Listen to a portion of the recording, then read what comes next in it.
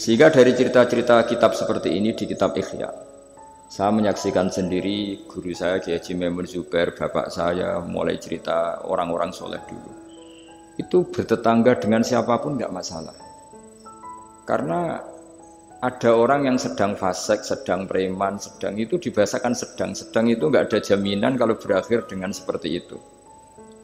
Jadi bagian dari kearifan kiai-kiai berbangsa dan bernegara karena tidak pernah menstigmasi bahwa orang lain itu lebih buruk ketimbang kita.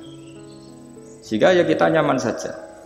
Nyaman berteman siapa saja karena kita tidak pernah punya perasaan lebih baik.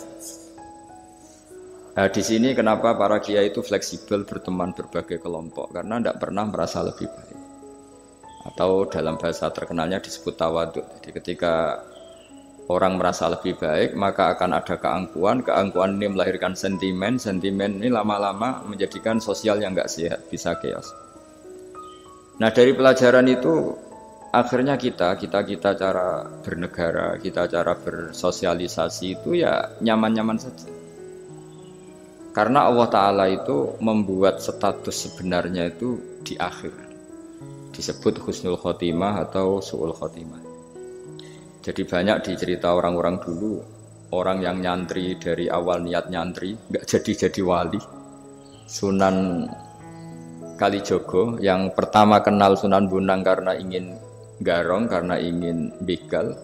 Dalam cerita-cerita yang legendaris itu justru jadi santrinya dan jadi wali. Jadi perkenalan yang awalnya tidak baik, berakhir dengan baik. Kadang-kadang perkenalan yang baik berakhir dengan kroni, dengan macam-macam yang tidak baik. Nah, dari sekian peristiwa itu akhirnya para ulama menyimpulkan bahwa hanya biyadihi al-amru, hanya Allah yang bisa mengendalikan semua urusan.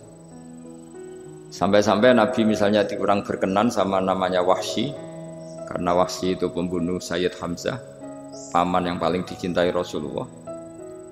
Itu mangkelnya Nabi sebagai manusia itu yang mangkel betul. Tapi sama Allah justru Wahsy ini dikasih hidayah. Kemudian menjadi Islam dan Islamnya baik sekali. Dan dulu ada sahabat namanya Sa'labah, itu pecinta masjid, sering ibadah. Tapi karena mungkin saking overnya atau gimana, dia trauma jadi orang soleh, malah jadi orang nggak benar.